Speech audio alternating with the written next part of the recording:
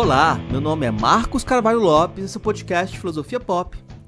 Esse é o nosso episódio número 169 e recebemos a filósofa Natasha Pugliese para a conversa sobre as filósofas brasileiras do século XIX. E como o estudo dessas autoras pede uma transformação na forma de considerar a própria filosofia. O mote de nossa conversa foi o texto E as Filósofas Brasileiras, Esboço de uma História, escrito por Pugliese como pós-fácil ao livro 10 Mulheres Filósofas e Como Suas Ideias Marcaram o Mundo, de Armin Stromer, lançado pela editora Record em 2022. O Filosofia Pop é um podcast que aborda a filosofia como parte da cultura. A cada 15 dias, sempre às segundas-feiras, a gente vai estar aqui para continuar essa conversa com vocês. Intercalando com nossos episódios normais, de quando em quando vamos apresentar episódios de entrevistas temáticas especiais. Você pode encontrar mais textos e informações no site filosofiapop.com.br. Temos página no Facebook, Instagram, perfil no Twitter e canal no YouTube. Nosso e-mail é contato@filosofiapop.com.br. Participe da nossa campanha de financiamento coletivo no Catarse. O endereço é catarse.me/filosofia_pop. A contribuição mínima que pedimos é de R$5 mensais. Se você não pode contribuir, ajude divulgando, comentando, indicando para amigos. Precisamos dessa força. Vamos então para a nossa conversa com Natasha Pugliese sobre filósofas brasileiras do século XIX.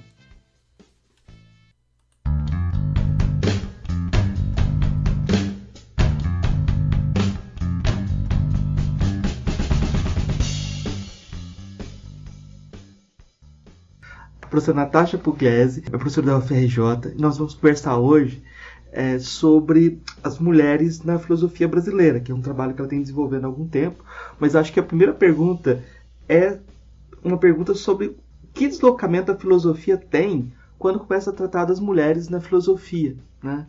O que modifica na ideia de filosofia? Oi, Marcos, obrigada por esse convite, por estar aqui falando sobre esse trabalho, que é um trabalho que me é muito caro, né? Essa pergunta é uma pergunta super complexa. Eu acho que eu poderia passar todo o nosso tempo só respondendo a ela, porque os deslocamentos que o projeto de resgate orienta, né, são diversos. Eu diria que não é um deslocamento em relação ao que é a filosofia exatamente. A gente pode continuar com as nossas definições, que são várias, né? Tem uns memes na internet, assim, de vários livros, o que é a filosofia, e cada autor definindo a filosofia de um modo distinto contemporaneamente, e ao longo da história da filosofia também, né? Eu gosto de, como eu defini lá no pós-fácil, que eu escrevi para o livro 10 Mulheres Filósofas, da editora Record, né? Eu vi que eu fiz uma breve definição, assim, né? Eu coloquei que a filosofia, eu defino várias vezes, né? Eu digo que é um exercício linguístico de construção e reconstrução de questões fundamentais. Eu digo que a filosofia é uma experiência propriamente humana, que organiza diferentes linhas mestras das diferentes culturas, né? Que é uma procura pelo fundamento. E aí, nesse sentido, né, a filosofia, eu falo também, filosofar é um modo de olhar e investigar as coisas, né? Que pode acontecer, pode ser feito fora das instituições de ensino. Então, eu diria que o projeto de resgate, que é esse projeto de ir para os arquivos, ir para as bibliotecas, ele parte de uma compreensão de que essas obras, elas, de alguma maneira, elas não foram inseridas, né, essas obras escritas por mulheres, de alguma maneira, elas não foram inseridas nas histórias das filosofias, né? Apesar de que, em diversos momentos da história, por exemplo, no século XVII, mulheres filósofas participaram dos grandes ciclos de discussão dos círculos intelectuais, né, chamados círculos intelectuais, dos grandes filósofos clássicos, né? Então, por exemplo, no ciclo Descartes, você tem Margaret Cavendish, né? No ciclo Spinoza, você tem Anne Conway, na verdade, ela é um pouco posterior a ele, eles não se conheceram, mas, assim, ela está ali debatendo a filosofia de Spinoza, né? Ela está ali debatendo a filosofia de Leibniz. Leibniz conhece a filosofia de Anne Conway, e ele escreve em carta a um amigo, né, dizendo que ele precisava conhecer a filosofia de Anne Conway e que ela tinha sido inspiração para ele conceber o conceito de mônada, né? Então, assim, elas sempre estiveram presentes nas discussões filosóficas tradicionais, né? Se você pensa num homem filósofo clássico, né, num filósofo clássico, certamente tem ali em volta dele fomentando o debate, conversando e escrevendo paralelamente, né, uma mulher pensadora, né? E aí, então, o que ocorre, né? Quais os deslocamentos na história da filosofia? Eu diria que são alguns, assim. Na história da filosofia, no modo da gente narrar, são diversos deslocamentos que acontecem. Você, primeiro, encontra questões filosóficas que foram tradicionalmente negligenciadas, né? Então, como, por exemplo, a questão da natureza da racionalidade feminina, que está em Aristóteles, né? Aristóteles, na política, define a racionalidade feminina como sendo uma racionalidade imperfeita, né? Tá na história da filosofia, mas essa questão é uma questão que foi levada muito a sério por muitas mulheres que, enfim, se sentindo estimuladas a refletir sobre o seu próprio lugar na sociedade e na existência, né? Refletir sobre a origem do seu próprio ser, a natureza do seu próprio ser, resolveram, então, confrontar esses tipos de argumento. Então, a gente tem uma questão que surge, que é a chamada, que ganha um nome próprio, né? Que é a chamada Querelle des Femmes, a questão das mulheres, né? Que começa lá no século XIII com a Christine de Pizan, no Cidade das Damas, e tem um arco, né, que passa pelo século XVII, passa pelo XVI com Marie de Gournay, que é a tradutora de Michel de Montaigne, né? Entra no século XVII com um padre cartesiano, que é o François Poulain de la Barre, passa pelo século XVIII em uma forma ainda mais contundente, porque entra nas discussões das políticas, né? Dos direitos, como, por exemplo, a contribuição da Anônima Sofia. E chega no século XIX no Brasil, que é a parte que me interessa resgatar nesse momento, que é esse momento que a gente chama de filosofia imperial ou filosofia pós-colonial, né? Que é um momento logo após a independência do Brasil e anterior à República, né? A proclamação da República. Então é um momento no qual as pessoas estão pensando o Brasil, estão pensando o que é a identidade nacional, se é possível fazer filosofia no Brasil, estão recebendo ideias do iluminismo europeu, né, a partir de diversas fontes mais e menos fidedignas, né, e estão pensando o Brasil nesse contexto já internacional, assim, né, já em um processo de identidade e desidentificação com a filosofia europeia, né, que é o século XIX, as mulheres do século XIX no Brasil. Então, essa é a primeira questão, né? Fica mais proeminente, não é que ela surge, ela não surge, ela se torna mais importante que essa, por exemplo, a questão da natureza da racionalidade feminina, né? A questão da natureza das virtudes femininas, a Querelle des Femmes. E aí surgem autoras também, né? Surgem figuras que estão contextualizadas historicamente e que estão em diálogo, como eu já disse, com outros autores que a gente considera clássicos já, né?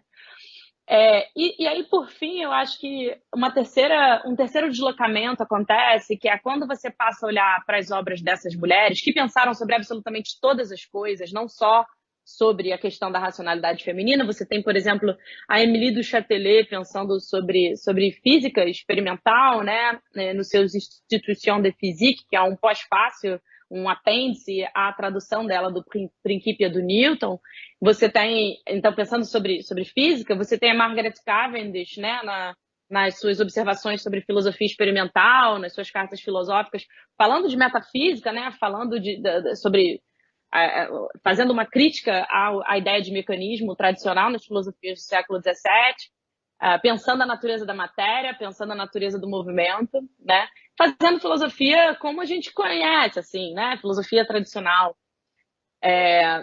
E com contribuições, né? Com pontos de vista, com teorias, com teses, com sistemas filosóficos complexos, profundos e pouco...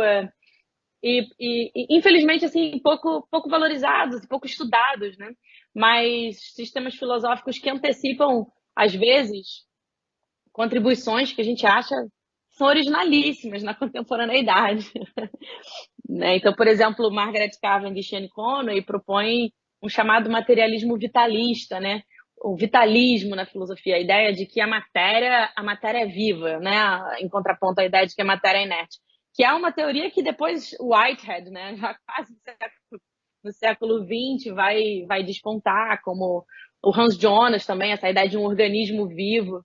Mas está lá no século XVII, está lá como contraponto ao cartesianismo, né? Está lá como contraponto ao spinozismo. Mas aí, só completando para você fazer essa próxima pergunta, então, assim, o outro deslocamento é que, quando você começa a olhar para essas obras, você começa a ver movimentos teóricos nesses momentos históricos que a gente já conhece, que foram negligenciados. Então, você não tem só autoras que vêm à tona, mas você tem teses filosóficas, argumentos filosóficos, como se fosse assim, de escolas menores, né?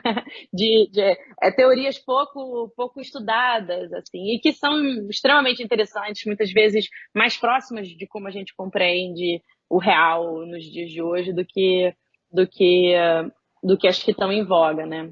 E aí, assim, quando você vê, elas muitas vezes endereçaram as suas filosofias como críticas aos autores canônicos, né? Ou como desenvolvimentos inspirados em aberturas para o pensamento, promovidas por autores canônicos. Então, por exemplo, quando a gente estuda Nízia Floresta, que é a minha autora brasileira de foco, né, de estudo principal no momento, a gente vê que o primeiro livro que ela publicou foi a tradução de um panfleto feminista radical do século XVIII, né, um panfleto anônimo, de autoria é atribuída a um pseudônimo, né, então é um panfleto da Anônima Sofia. Esse panfleto, por sua vez, foi considerado um plágio. Hoje em dia já se sabe que é um pseudoplágio, né, o panfleto Sofia oferece contribuições à literatura da obra da igualdade dos sexos de François Poulain de la Barre. François Poulain de la Barre, por sua vez, é um homem, um padre cartesiano, né, que diz que esse livro dele, da igualdade entre os sexos, é um efeito, é uma consequência do cartesianismo dele.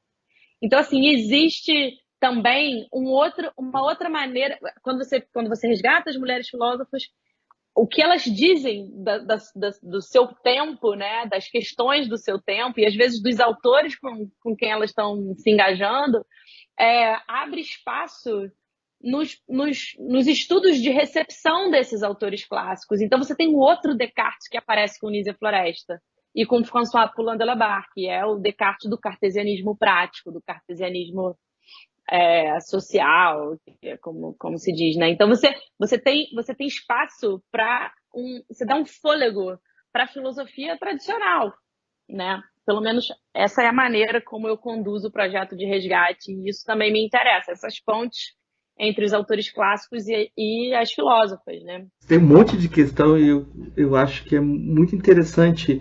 Uma coisa que você chama a atenção é de que é necessário tentar se desviar dos vícios epistêmicos correntes, né?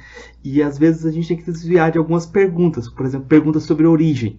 Quando começa, e aí você sempre deixa de fora coisas que não estão dentro desse cânone, ou não, a gente não pode estudar porque não está escrito, a gente não tem acesso, né? Então tem um monte de silêncios que a gente acaba levando em conta, a gente tem que levar em conta muitas ignorâncias possíveis, né? Eu queria que você comentasse um pouco sobre isso também, porque você chega a citar sobre como, por exemplo, a gente não pode falar de um início da filosofia quando começa a ter essa autoria escrita, né? Porque aí você já tem um problema burguês da autoria, né? Uma disputa de autoria, muitas vezes as mulheres não assinavam os textos ou tinham que camuflar essa assinatura. Você falou do nome da Sofia, né? Mas quando a gente fala de outras tradições, o ponto que eu queria chegar é esse, que você faz uma nota sobre a questão das tradições indígenas, por exemplo, né? E é claro que a gente tem outras tradições também em jogo. Quando eu li seu texto, eu fiquei lembrando da Nana Asmal, que é uma fula do século XIX na Nigéria, que ela escrevia poemas falando da educação universal, ela defendia a educação universal. E vem representantes do império dela, vão participar da revolta dos Mali aqui no Brasil, né? Então, é muito curioso como há essas conexões, assim, e algumas a gente não consegue reconstruir totalmente. Eu queria que você falasse um pouco sobre essa dificuldade, que a gente vai ter que levar em conta alguns silêncios, né? Isso, maravilhoso. Essa pergunta é ótima, porque ela me obriga a falar que o projeto de resgate ele vem também com uma reflexão metodológica sobre o fazer da história da filosofia, que é fundamental, muito importante, né? Porque, assim, geralmente a gente faz história da filosofia a partir de uma metodologia estrutural, aqui no Brasil, pelo menos, né? Muito influenciada pelo Guerrero e as escolas francesas, né? Você pega um texto, e aí esse texto geralmente é um texto que já tem uma tradição de comentários, né? Então você. E aí, por que isso também? Porque filosofia é muito feita em diálogo, né? Filosofia é feita como uma conversa, mesmo na sala de aula, mesmo na relação de orientação, assim. É muito difícil, e aí acho que essa é uma das dificuldades práticas do projeto de resgate, você ensinar alguma coisa que você não sabe, é um problema platônico, assim, né? É muito difícil você ensinar alguma coisa que você não sabe. Então, é preciso que as pessoas estudem essas obras para que elas possam continuar a ser estudadas. Então, tem uma certa inércia no processo metodológico, né, dos nossos métodos de ensino e aprendizagem de história da filosofia. Então, o que acontece quando a gente passa a ter que estudar obras que poucas pessoas estudaram e que são desconhecidas, né? A gente descobre algumas coisas, né? Primeiro, que a questão da origem, a gente pode pensar a questão da origem como uma questão filosófica e como uma questão extrafilosófica, como uma questão metodológica. Eu vou começar pela metodológica, depois vou para a filosófica. Na questão metodológica, a questão da origem no projeto de resgate, ela se coloca como muito problemática, porque o projeto de resgate é você ir na biblioteca e você vasculhar obras.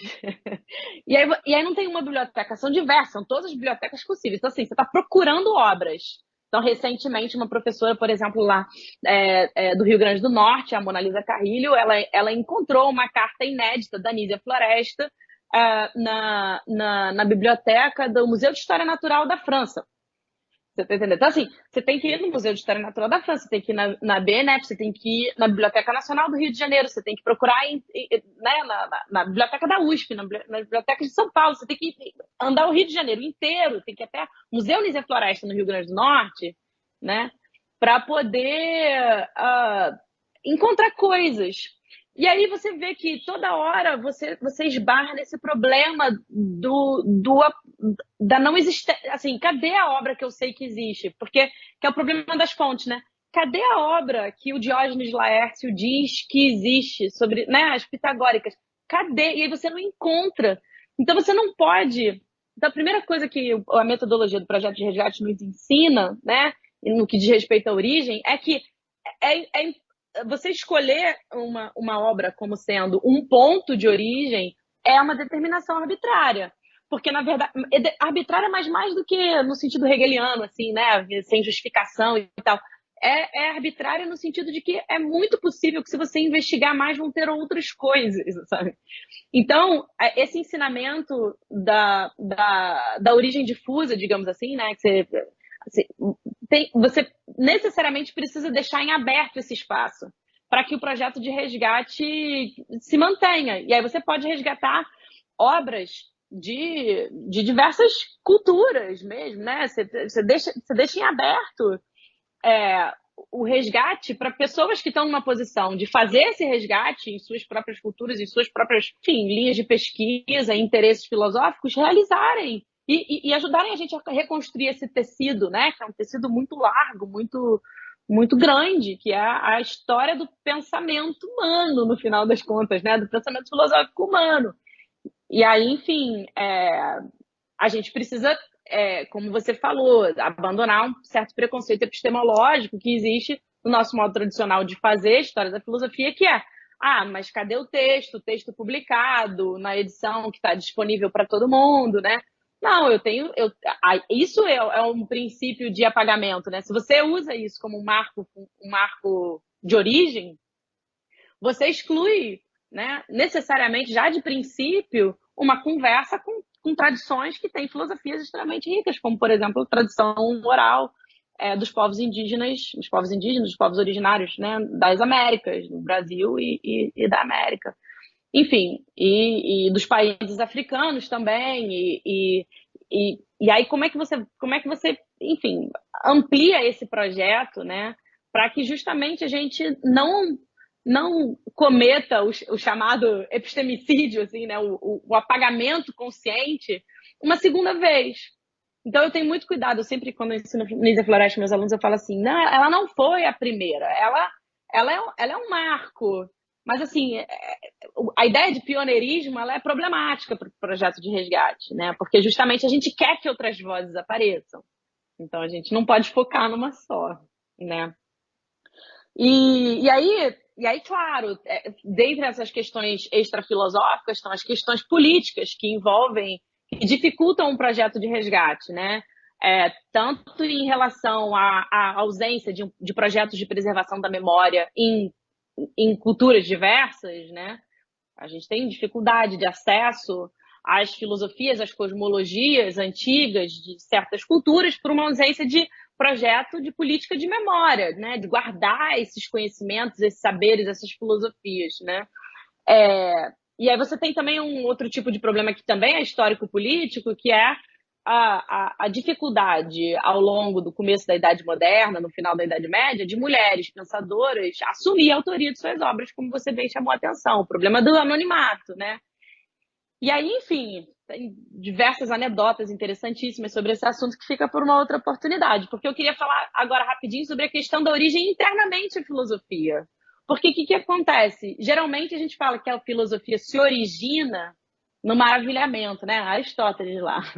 A filosofia é um certo. Ela começa por um certo maravilhamento com a existência, com o mundo, né? E aí você começa a investigar o que é é, isso que se apresenta, né? Como realidade. E aí, assim, quando você começa a resgatar, no caso das mulheres filósofas, né, você pode fazer o projeto de resgate a partir de diversas chaves de análise. Eu faço sobre essa chave de gênero, especificamente sobre o caso das mulheres, né? É, é, Elas estão filosofando a partir da indignação, né?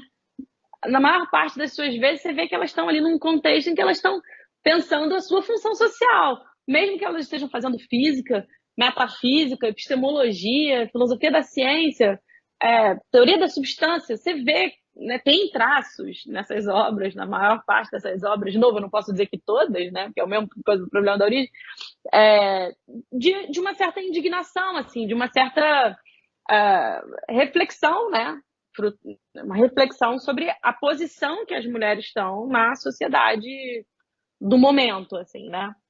Então, essas são as partes fáceis, né, da resposta. A parte difícil é aquela que diz que a filosofia se originou na Grécia Antiga e que a filosofia é um... Bom, aí isso gera até um preconceito filosófico tradicional, né, de que a filosofia é um conjunto de notas de pé de página, a filosofia de Platão, isso é uma grande bobagem. Mas tem uma questão aí que é interessante, que é assim, as questões estão colocadas, a filosofia é uma grande conversa, a gente sempre conversa sobre os mesmos temas, mesmo as mulheres filósofas estavam também conversando sobre esses temas, então tem uma coisa aí, né? Mas assim, a ideia de que a filosofia, ela é esse discurso racional que se separa do discurso mítico, né? É, é, é uma questão que demoraria, acho que um segundo podcast para responder. Mas que, assim, no final das contas, eu acho que, falando meio rápido e pedindo desculpas por não poder dar todos os argumentos aqui para isso, né? Ainda que as mulheres filósofas façam uso de diversas formas da filosofia, né? Elas fazem teatro, né? Fazem comédias, escrevem ficções científicas, escrevem panfletos.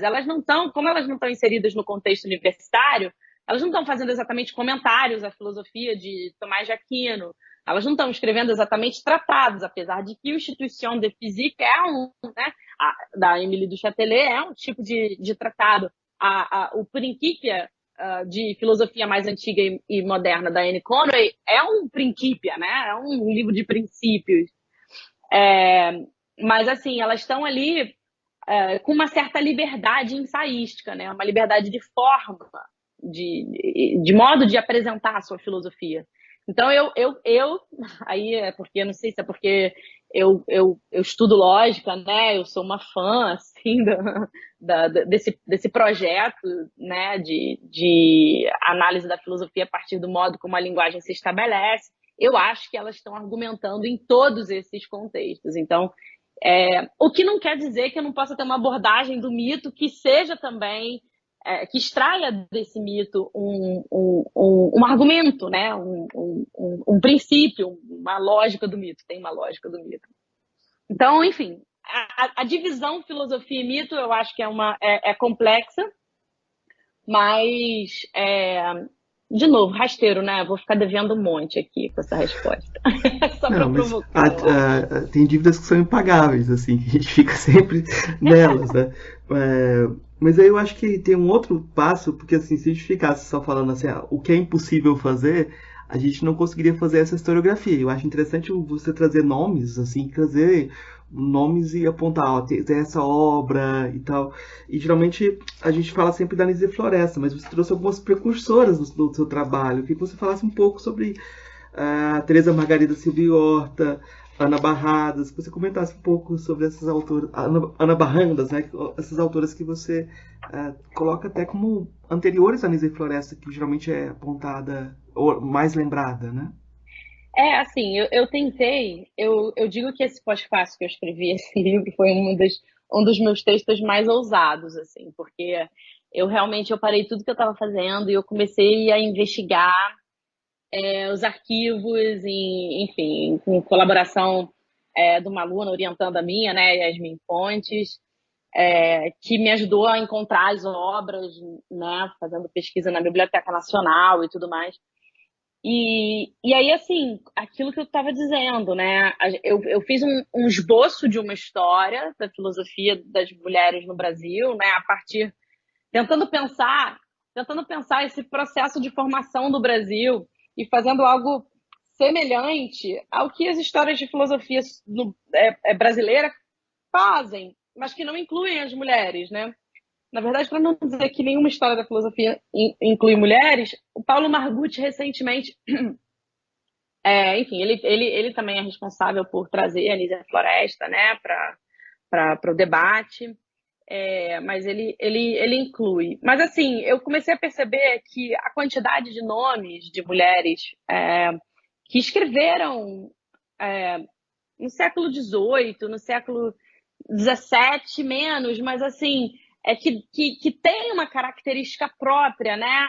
A história da filosofia, do pensamento filosófico no Brasil, e que essas características próprias elas implicam também numa história da filosofia das mulheres no Brasil também, assim, né? Aí a gente esbarra, e aí você falou que não é bom falar das dificuldades, mas eu acho importante, porque elas são pedagógicas, né?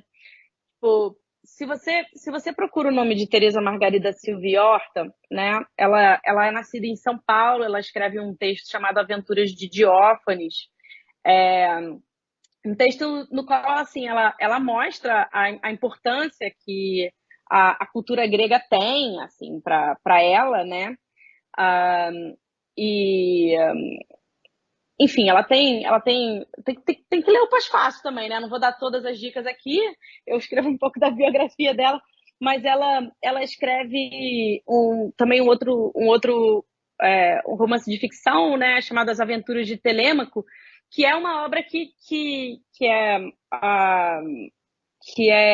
não, desculpa, o texto que ela escreve são As Aventuras de Diófanes, que é, por sua vez, inspirado nas Aventuras de Telêmaco do Fenelon, que era um autor que era muito difundido como parte da literatura pedagógica, assim, da filosofia da educação no Brasil, né?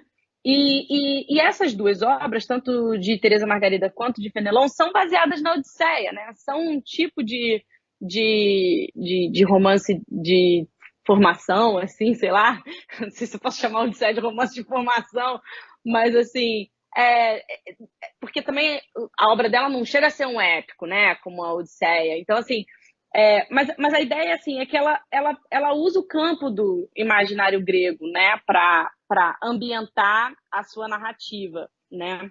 O interessante é que Teresa Margarida da Silva e Horta, quando você pesquisa ela na base bibliográfica da Calouste Gulbenkian, que é uma editora muito importante, né, para quem estuda filosofia, já as obras em português traduzidas pela editora da Calouste eram as melhores, né? A Calouste Gulbenkian é uma editora portuguesa, enfim, uma fundação portuguesa. Se você procura o nome dela, ela vai aparecer categorizada como sendo uma autora portuguesa.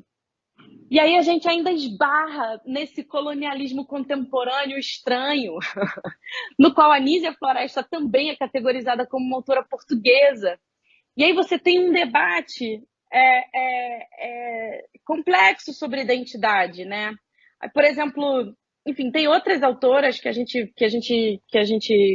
vê, a Francisca Senhorinha da Mota Diniz, ela foi uma editora. É a Francisca Senhorinha da Mota Diniz, né? Porque são tantas. Não é Francisca Senhorinha, não. Tem uma outra. Ai, o nome dela não tá me vindo à cabeça agora, mas daqui a pouco eu vou lembrar e vou dizer para vocês. Ela também é uma editora da mesma época, século XIX, no Brasil. Ela é uma editora, ela escreve os ensaios dela na abertura dos jornais. E Ruana Manso, lembrei. Ruana Manso.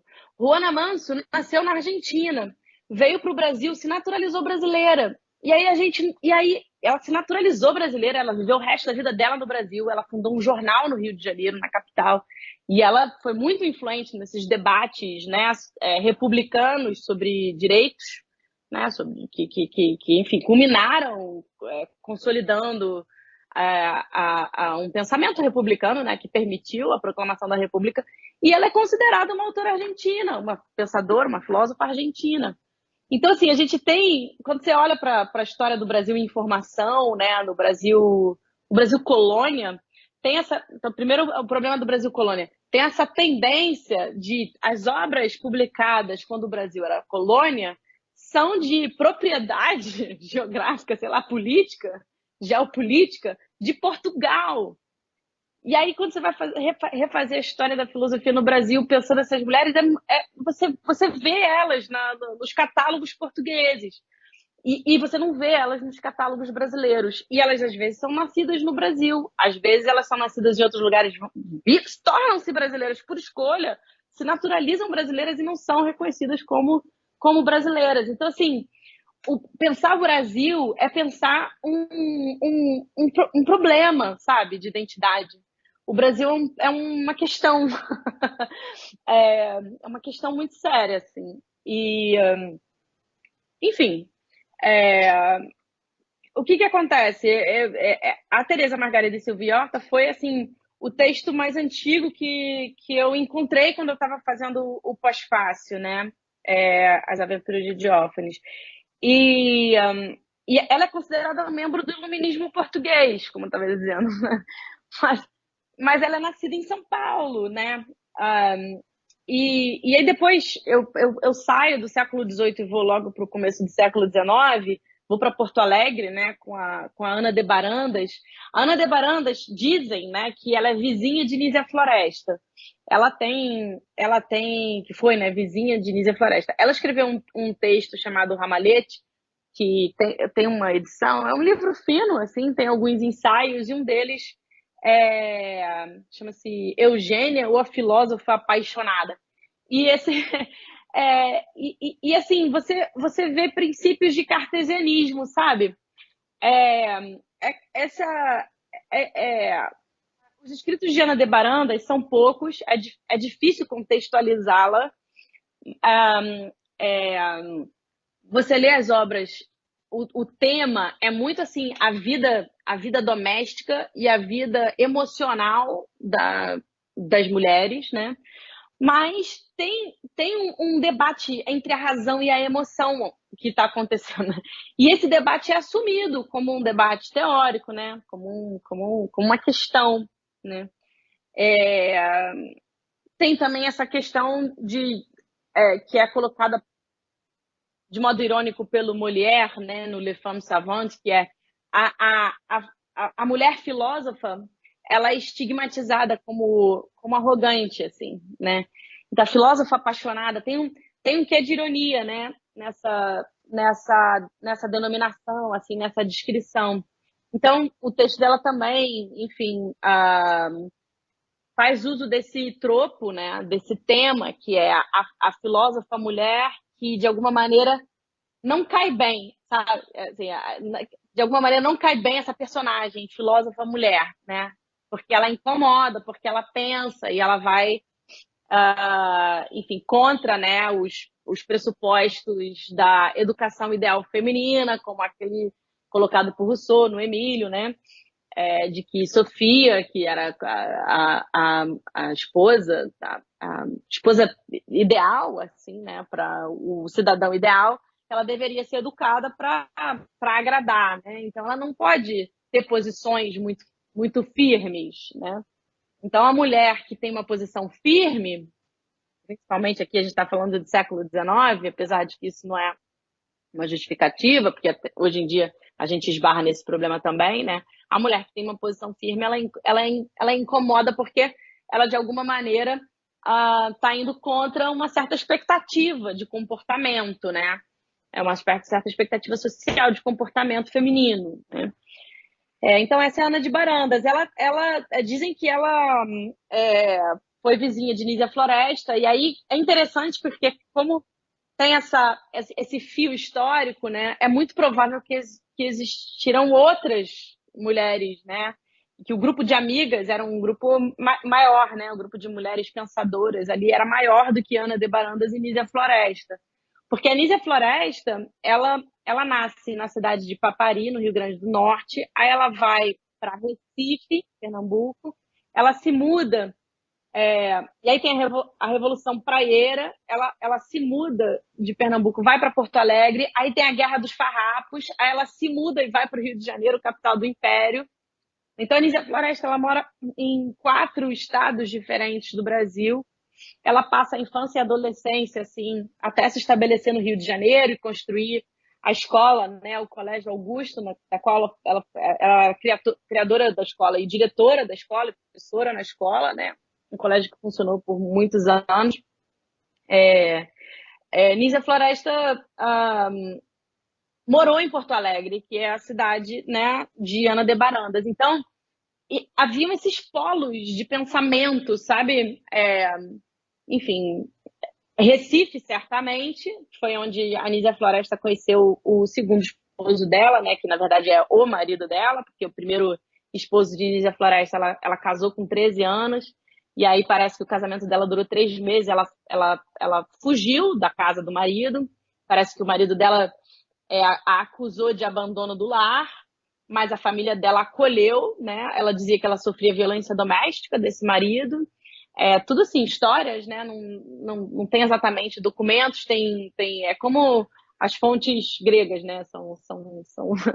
São narrativas diretas, né? Posteriores e tal, mas que estão mais próximas no tempo da autora do que nós, né?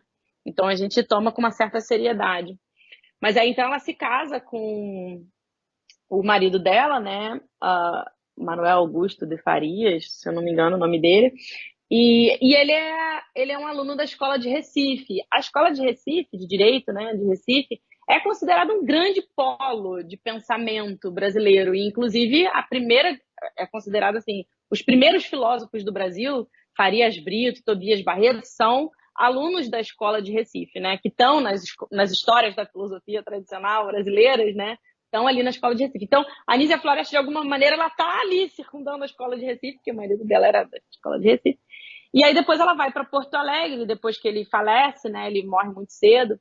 E aí ali ela conhece a Ana de Barandas. Então é muito interessante, porque a Nízia Floresta já vai para Porto Alegre com muita bagagem intelectual filosófica, né? Ela não chega em Porto Alegre sem ter lido nada. E aí é interessante, porque enfim, dá para ver em Ana de Barandas esses traços de cartesianismo que, no final das contas, eu tento mostrar isso, né? Que o cartesianismo prático do Poulain de la Barre, que está presente no panfleto de Sofia, é uma grande influência para Nízia Floresta e que, na verdade, marca os debates desse movimento reivindicatório pelos direitos de participação política das mulheres no Brasil do século XIX, né? Então, todas essas mulheres, e é um grupo enorme, é muito maneiro, não é só a Anísia Floresta, é um grupo enorme, né? Francisca Senhorinha da Mota Diniz, né? Maria Firmina dos Reis, uma mulher negra, né? Professora com a sua própria escola, enfim, autora do romance Úrsula, um dos primeiros romances focados, né, em personagens negros, a Josefina Álvares de Azevedo, Emília de Freitas, enfim. E tem outras que não apareceram aqui, como, por exemplo, também a Ruana Manso, da qual, né, que eu citei brevemente. São várias.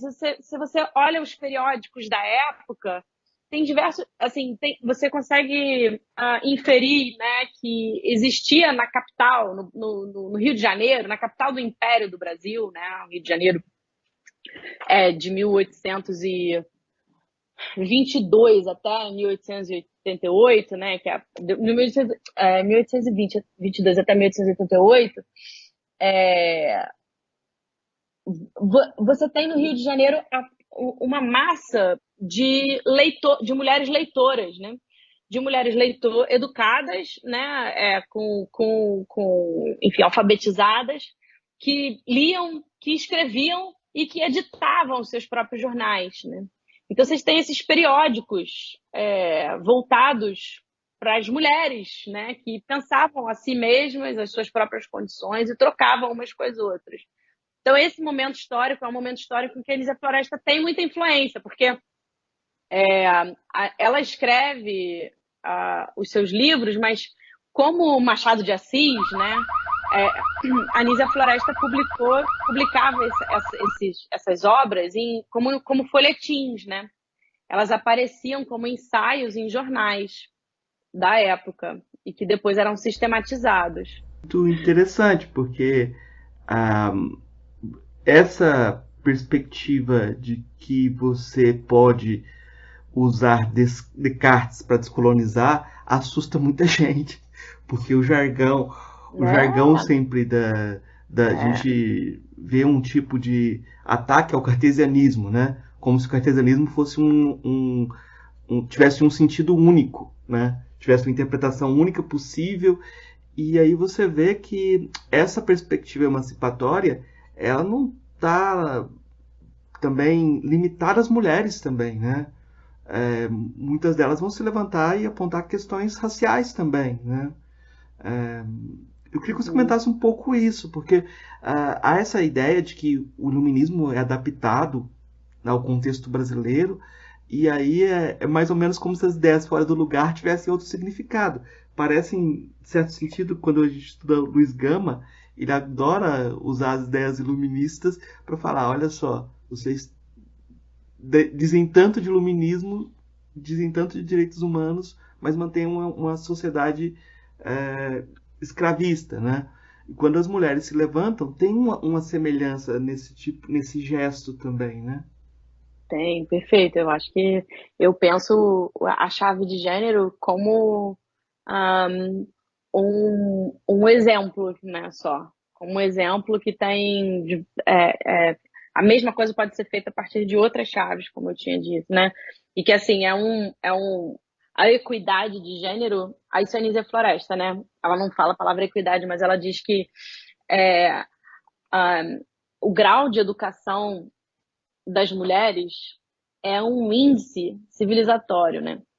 Então, o que isso quer dizer? Isso quer dizer que você pode olhar para uma sociedade qualquer, da antiguidade aos dias de hoje, né, e pensar se a sociedade ela tem equidade, justiça social, né? Se é uma sociedade justa, olhando para as suas mulheres, né, e vendo qual é o lugar social em que elas estão.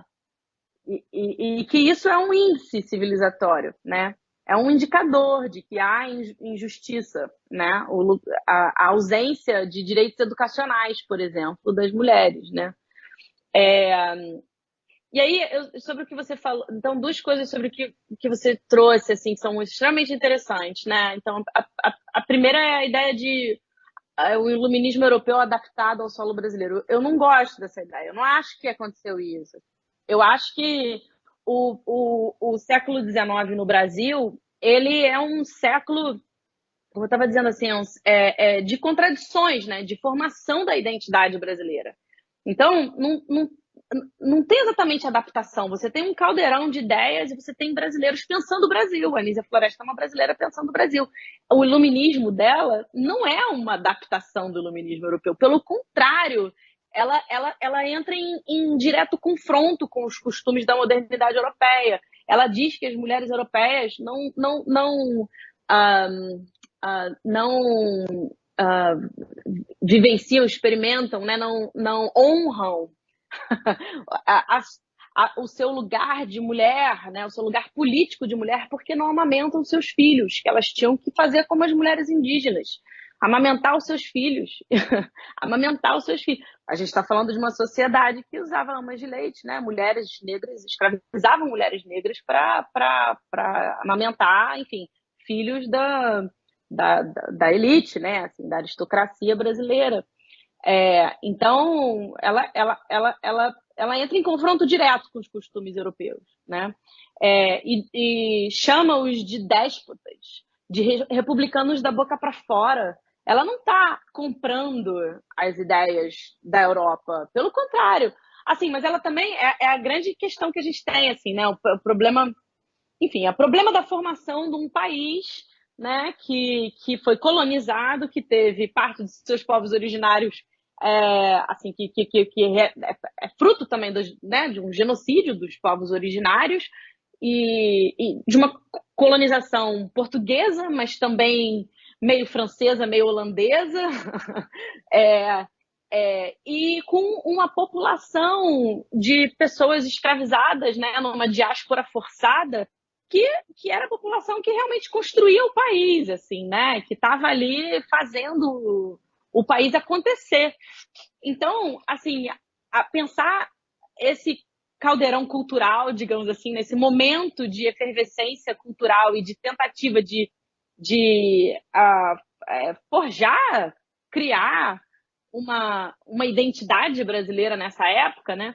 Eu acho que dizer que qualquer coisa que aconteça nesse momento é se apropriar do que está acontecendo na Europa é necessariamente falso, porque as condições de existência de qualquer ideia aqui são outras, sabe? São completamente outras. Apesar de que, assim, se a gente olha para por exemplo, o Silvio Romero, né, que é a primeira história da filosofia no Brasil, de 1878, né? O livro dele se chama Filosofia no Brasil. Ele começa o seu livro sobre a filosofia no Brasil quase que pedindo desculpas por dizer que há filosofia no Brasil. Ele endereça o livro, ele dedica o livro a um alemão, a um autor alemão, e ele pressupõe que há alguma coisa de ridícula quando você fala em filosofia brasileira no Brasil, no século XIX. Então, ele está assumindo o pressuposto europeu. E ele está tentando adaptar a filosofia ao Brasil, né? Dizer que aqui também temos isso que existe na Europa. O meu ponto é, isso existe, é possível, né? Você ter esse tipo de iluminismo adaptado. Mas essas autoras que eu tenho estudado, esse movimento reivindicatório de mulheres é crítico ao iluminismo europeu, né? Você tem, por exemplo, Francisca Senhorinha da Mota Diniz. Ela é uma editora de jornal. Ela edita um jornal chamado Sexo Feminino. E a primeira edição desse jornal, ela fala assim: as luzes, vivemos no tempo das luzes. Mas esse tempo nunca vai se realizar enquanto as mulheres não tiverem direitos plenos de cidadania. Francisca Senhorinha da Mota Diniz inaugura o Sexo Feminino Queer. É uma posição crítica ao iluminismo, seja ele de onde for, né? E aí depois, quando há a proclamação da República, ela muda o nome do jornal dela e fala: agora esse jornal vai se chamar o 15 de novembro do Sexo Feminino. Porque justamente, assim, ela diz: foi proclamada a República, mas ainda não foi proclamada para as mulheres. E aí, a gente pode traçar um paralelo com os movimentos reivindicatórios que ocorreram na Europa na Revolução Francesa, né? Que também o Olympe de Gouges fez esse mesmo movimento, né? De dizer a República Francesa está declarada, né, está instituída, mas liberdade, fraternidade, né, os princípios de igualdade, os princípios da Revolução Francesa não se aplicam às mulheres, porque elas não têm direito ao voto, porque elas não têm direito de participar do espaço político. Então, ela escreve Declaração dos Direitos das Mulheres e da Cidadã, em contraposição à Declaração dos Direitos dos Homens, né, enfim, que inaugura a República Francesa. Então, assim, a Francisca Senhorinha está fazendo algo semelhante, mas ainda assim diferente, né? Ainda assim diferente, porque elas se colocam numa posição de afastamento geográfico, político, né? Da história da Europa. Ao mesmo tempo que recebem essa história, são formadas por essa história, tem que declinar essa história, né? Porque a educação que elas recebiam era a educação dos clássicos, são os clássicos europeus, né? As instituições de educação, quando vêm para o Brasil, elas vêm para, de alguma maneira, fazer essa ponte, né? Dessa nação nascente e a história da Europa, né? Isso não tem muito como negar. Enfim, é esse poço de contradições e conflitos no qual essas mulheres estão inseridas, e isso é muito importante levar em conta. Agora, o Descartes é um outro podcast, de novo. Mas o que eu acho importante, só de não deixar sem uma fala, assim, né, uma provocação da minha parte, porque isso também é parte de uma provocação minha, assim, de trazer o Descartes para o jogo, porque a história da filosofia, eu compreendo ela, né, esse projeto de resgate, como uma expansão do cânone, né? Não como a construção de um outro cânone, apesar de que esse outro cânone ele surge naturalmente também, como parte do movimento, né? Enfim, você tem a história do feminismo, você tem um antifeminismo também, das feministas, não das mulheres, no fato falho.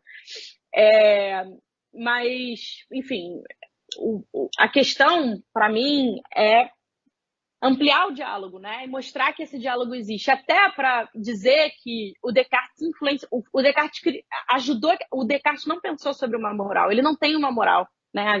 Quando quem estuda Descartes sabe que ele não chegou. A moral dele é uma moral provisória, né? Depois da dúvida metódica, que você só pode agir quando você tem uma ideia clara e distinta sobre a situação. É difícil encontrar uma ideia clara e distinta sobre a situação, então ele propõe uma moral provisória, quando você não encontra a verdade sobre as coisas, tem algumas regrinhas que você tem que seguir. Então, assim, dizer que o Descartes é um feminista, dizer que o Descartes reivindicou os direitos das mulheres, é falso, não é isso que eu estou falando. Não é isso que eu estou falando. Mas a filosofia dele é isso, né? É o caráter filosófico da filosofia. Se você me permite a brincadeira. Mas, assim, a filosofia dele é uma ideia, uma teoria que tem, que encontra lugar, né? Que tem, enfim, que move o pensamento de outras pessoas em diversas direções. Então, Descartes não criou o cartesianismo prático. O cartesianismo prático e o cartesianismo social, que são essas inferências sobre práticas em relação ao cartesianismo, né? Tipo, eu pego o princípio, por que o Descartes, né? Também, acho que não vai dar tempo de eu dar essa resposta, mas assim, o Descartes separa mente e corpo, né? Então, são duas substâncias distintas. Isso gerou uma força motriz, assim, de uma atração social, eu gosto de falar essa expressão, gerou uma atração social na compreensão das pessoas sobre a situação das mulheres, né? Por quê? Porque na tradição da Querelle de Femme, né, da questão das mulheres, era assim, a diferença biológica entre os corpos dos homens e das mulheres era usada, ou seja, os homens com corpos mais fortes, as mulheres com corpos que precisam de cuidado, se tornam mães, são corpos mais frágeis, né? Então, assim, a visão biológica era essa. Há diferença entre os corpos, as mulheres precisam de uma proteção que os homens não necessariamente precisam. Logo, essa diferença biológica era usada para justificar a diferença política, né? A diferença cultural, a diferença social. E aí, enfim, tinha uma inferência que ia do biológico para o intelectual, do biológico para o cultural, do biológico para o político. Quando Descartes diz, calma aí, corpo é uma coisa, mente é outra, E enquanto mente, né, o sujeito, um sujeito, enfim, penso logo existe, né? Eu sou um sujeito pensante, né? A natureza do ser humano é ser um sujeito pensante. Não importa que corpo é esse. O que importa é que absolutamente todo ser humano pensa e tem o potencial de pensar absolutamente da mesma maneira. Não tem diferença entre as mentes, entre as almas, né? E tem toda uma leitura católica cristã disso também. Assim, não tem diferença entre o intelecto de uma pessoa negra, de uma pessoa branca, de uma pessoa indígena, de uma mulher, sabe?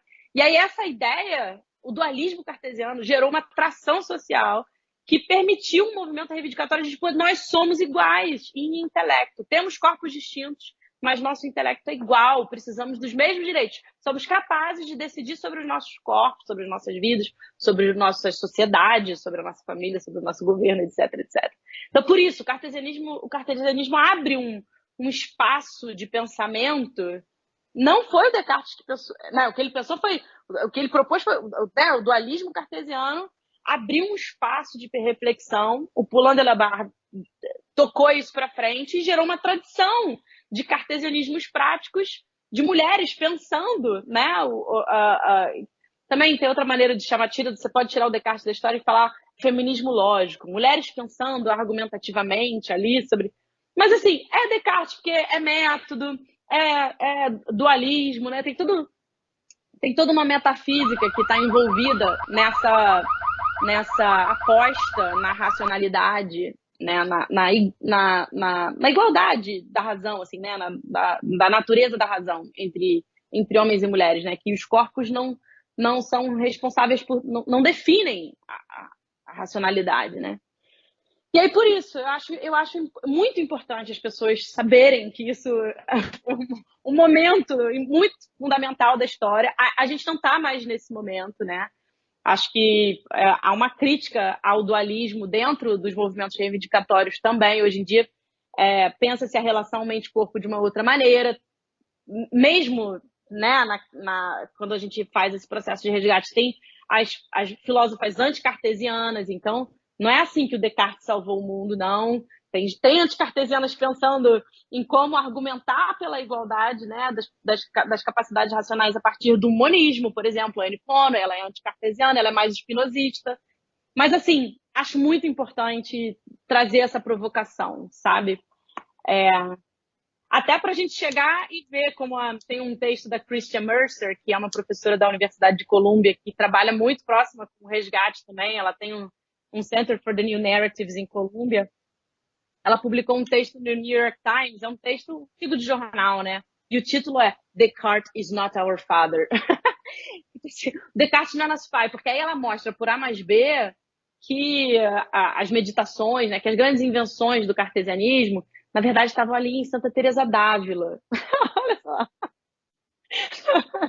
Então, assim, é para pensar Descartes, sabe? É para estudar Nizet Floresta, é para investigar a filosofia nesse lugar complexo que é o Brasil, na sua história, mas é para estudar também o que a gente recebeu de positivo e de negativo da tradição europeia, porque se a gente não faz essa reflexão e a gente abandona, não quer dizer que essas ideias deixaram de existir. Então, assim, não pode deixar de olhar para elas, porque, afinal de contas, fazem parte do modo como a gente, né, se formou, foi criado, né, da nossa subjetivação e tudo mais. Eu acho muito provocador que você tem um monte de questões que você está abordando, e aí sempre você fala, dá outro podcast e dá mesmo, né? E eu vou puxar outra questão que não tem nada a ver com as anteriores, de certa forma, né? Que é outro recorte que eu acho muito interessante. Essa ideia da construção de um Brasil, ela é muito interessante quando você faz esse levantamento de alguns nomes e mostra como, a partir das letras, essas autoras se encontravam, mas elas partem de lugares diferentes do Brasil. Elas partem de muitos lugares diferentes. E aí você tem essa construção e até a pergunta assim, será que a partir das margens, nesses lugares mais longínquos, havia mais espaço? Porque a gente está falando do Maranhão, a gente está falando de Manaus também, né? A gente está falando E aí é muito curioso, porque o Brasil estava se constituindo, né? Essa identificação com esse lugar e o projeto de um Brasil é, era algo que estava acontecendo naquele momento. Como você diz, às vezes essas autoras são vistas como portuguesas, né? Por terem nascido num momento que não havia o Brasil ainda independente, né? Eu queria que você comentasse um pouco isso, porque a gente tem sempre esse problema. Eu estou falando aqui de Goiás, e aqui em Goiás a gente costuma usar a palavra da moda agora é sudestino, né? O pessoal do sul e do sudeste se vê como universal. Eu acho que esse é um problema que a gente está cada vez mais tomando cuidado, né? Para não reforçar. Assim, porque o que acontece, né? Assim, sim, Maria Firmina dos Reis consegue fazer uma coisa que a Anísia Floresta, por estar na capital, né, não consegue. A Anísia Floresta ela está falando desde a capital do Brasil, né, do Brasil Império, do Rio de Janeiro. Ela está falando a partir de uma cidade extremamente populosa, uma das mais populosas. Ela tem uma escola, ela é diretora de uma escola. E aí, enfim, a audiência dela é uma audiência diferente, né? É essa audiência. A Maria Firmina dos Reis, gente, a Maria Firmina dos Reis é uma personalidade também. É preciso muitas vidas para estudar tudo isso. Ou muitos alunos venham estudar Maria Firmina dos Reis. Estudem Maria Firmina dos Reis. Ela nasce no Maranhão e ela é professora, né, concursada, e ela tem sua própria escola. E ela publica romances, mas ela publica ensaios abolicionistas, e ela ensina alunos, né? Tem umas descrições assim, alunos negros libertos e não libertos, de pés descalços. É como se a escola dela, você pensa, a escola da Anísia Floresta era no Paço, no centro da cidade do Rio de Janeiro, né? No lugar que hoje em dia está quase a Bolsa de Valores do Rio de Janeiro. A Maria Firmina ensinava negros libertos, crianças descalças no quintal da sua casa. Então, assim, o tipo de pedagogia usada, o que ela podia ensinar, como ela é de uma outra ordem, num certo sentido, de repente, muito mais interessante do que o que a Anísia Floresta pôde fazer no Rio de Janeiro, né? Que no final das contas, ela ensinava um currículo mais ou menos tradicional, apesar de ser um currículo que estava em conflito com a primeira lei educacional do Brasil. Então, o que eu queria trazer? Eu queria trazer que a gente comemora o Dia dos Professores no dia 15 de outubro. Tem uma professora, né, que foi responsável por tornar essa data uma data simbólica, mas no dia 15 de outubro de 1827, Anísia Floresta já era viva, e Maria Firmina dos Reis também. Foi publicada a primeira lei educacional do Brasil, a primeira lei do Império, né? A lei que determinava a construção de escolas de primeiras letras. E aí é interessante, porque quando você pensa em Brasil e regiões, né, você tem que pensar em diversidade cultural, mas você tem que pensar também em identidade nacional. Identidade essa construída a partir de políticas de identidade nacional. Afinal de contas, a gente é uma federação, né? E aí, sim, tem esses polos, tem a capital, tem Rio, tem São Paulo, tem Brasília. E aí, claro, eu estou falando da perspectiva da construção da política, porque o Brasil foi marcado é um problema, né? A sudestinação, né? Já é um destino ser o Sudeste, das nossas narrativas. Mas é importante a gente entender como ela ocorre. Eu acho que é isso que eu quero dizer, assim. Eu considero que é um problema, eu considero que é muito importante a gente desenvolver as histórias da filosofia e do pensamento em cada região, porque é aí que a gente vai conseguir justamente fazer esse resgate mais profundo, né? A gente, enfim, tem universidades que estão em posições muito mais interessantes do que a UFRJ para fazer resgate de cosmologia dos povos originários, não tem a menor dúvida disso, sabe? Tem universidades que que têm mais recursos, estão mais próximas, né, que faz mais sentido fazer esse tipo de projeto de resgate e é preciso que seja feito. Mas o negócio é que existe um negócio chamado política de educação, e a política de educação, base nacional comum, ela é do Iapoque ao Chuí, e ela, de alguma maneira, determina. Por mais que a gente tente torná-la equânime, plural, antirracista, antissexista, né? Ela é uma norma orientadora geral, né? Então é preciso que esse projeto de resgate seja realizado de acordo com as potencialidades e o interesse de cada centro de pesquisa, né? Isso é muito fundamental, porque só assim que a gente vai conseguir justamente enriquecer essa história que eu fiz, assim, ainda num momento, é um esboço, né? Ainda num momento muito inicial. E, claro, a partir da minha história também, né? Das limitações da minha história, das limitações do meu posicionamento, assim, geográfico, econômico, enfim, né? Do meu lugar epistemológico, assim, do meu lugar de sujeita, né? Nessa primeira lei educacional do Império, tem muita coisa para falar sobre essa lei também. Mas uma coisa muito importante dessa lei é que ela determina que sejam abertas escolas nos lugares mais populosos. Então, você tem um projeto de educação, né? E aí, assim, falar de projeto de resgate, falar de filosofia é falar de educação, né?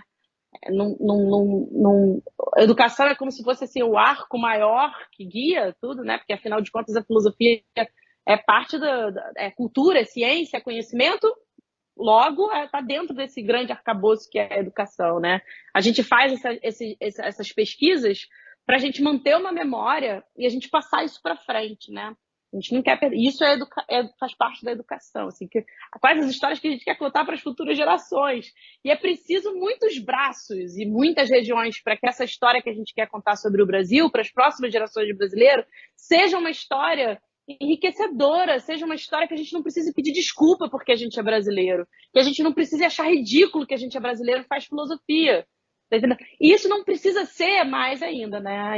Em detrimento do nosso conhecimento de inglês, de francês, de alemão, de italiano e de iorubá e de tupi, você tá entendendo? Então, assim, o esforço tem que ser tremendo, porque não é só, não é fazer uma narrativa em detrimento da outra, né? É tentar sustentar a tensão de todas as línguas e de todas as culturas. Isso é muito difícil de ser feito. Porque você vai ter que aprender tupi, mas você vai ter também que aprender muito bem o seu português e você vai ter que aprender língua estrangeira. Porque o Brasil não vive... A gente não está mais no século XIX, a gente vive no... Você está na internet, ouve música, você sabe inglês intuitivamente que você ouve música, você está entendendo? Em inglês. Não tem, né? Você está ouvindo Beyoncé, não tem como você ignorar o inglês como uma linha orientadora da sua pesquisa e do seu pensamento, quer você queira, quer você não queira, desculpa, quer você queira, quer você não queira, tá? Se você não for estudar isso, você vai ser engolido por isso, essa é a verdade. Então, é melhor estudar, é melhor ter o seu inglês na sua ponta da língua e trabalhar no seu iorubá, e trabalhar, né, no seu tupi, no seu guarani, para você fazer o resgate e poder apresentar isso para o planeta também, porque, afinal de contas, esse é um projeto de história do pensamento, né? Da filosofia como parte de um projeto de história do pensamento. Então não adianta também... O Brasil não tem política de memória muito bem ainda. A gente está fazendo todo um esforço para a gente manter a nossa política de memória. A gente tem uma obra do Direito das Mulheres e Justiça dos Homens, que é um livro, que é um marco na história do pensamento brasileiro. Uma obra, toda bagunçadinha, toda comida por traça. Você está entendendo? A gente não tem política de memória. Então, assim, é preciso que a gente digitalize. E, sei lá, a Biblioteca Nacional é um grande espaço de manutenção da nossa memória. Assim. Então, tipo, não posso falar mal da Biblioteca Nacional tanto assim, apesar de que eu posso falar mal das políticas públicas de conservação da Biblioteca Nacional, porque ela precisa ser conservada. Daqui a pouco ela pega fogo, como o Museu Nacional pegou fogo. Então, assim, Para que você precisa falar inglês? Você está entendendo? Para preservar a memória dos nossos antepassados, porque tem outras pessoas que podem ser responsáveis por isso e que não estão aqui no Brasil. Se o Brasil queima, você está entendendo? A gente não perde as nossas epistemologias. Enfim, tudo isso para dizer que é regional, mas tem centros. A gente pensa a partir da periferia, a gente coloca a periferia no centro, a gente coloca o que está fora do centro no centro para a gente pensar, mas a gente não pode esquecer que o negócio é uma rede. Sabe? Não adianta, você tem que sempre pensar nessa tensão com o outro, mesmo que esse outro tenha sido aquele que te fez outro, sabe assim? E aí, assim, tem muito que ser feito ainda e vou parar de falar. Não, mas é bom, porque isso mostra que a gente está num tema que tem paixão, né? Que a gente tem uma empolgação em fazer isso. E, eu acho que essas questões que eu coloco são justamente pela sua introdução, a dificuldade que a gente tem de não repetir os mesmos erros epistêmicos, assim. Como eu estou estudando há um tempo filosofia africana, eu acho muito engraçado que a regra geral é sempre assim: o litoral civilizado e o interior da emoção, o interior bárbaro, sabe? E aí aqui no Brasil uma região litoral também civilizada, o interior cordial, assim, tem um monte de narrativas que repetem a mesma coisa, sabe? E, o Machado de Assis gostava de falar sempre que Goiás era o limite da civilização. Toda vez que ele queria sacanear alguém, ele falava, fulano veio de Goiás. A gente pode deslocar Goiás para outro lugar, a gente fica jogando o limite para outro lugar e desconhecendo esses espaços como lugares de produção. É muito interessante que você falasse, não, onde estava sendo produzido esses autores estavam escrevendo? No Maranhão. Estava no Maranhão, estava em outros lugares, não tinha um ponto central. E tal...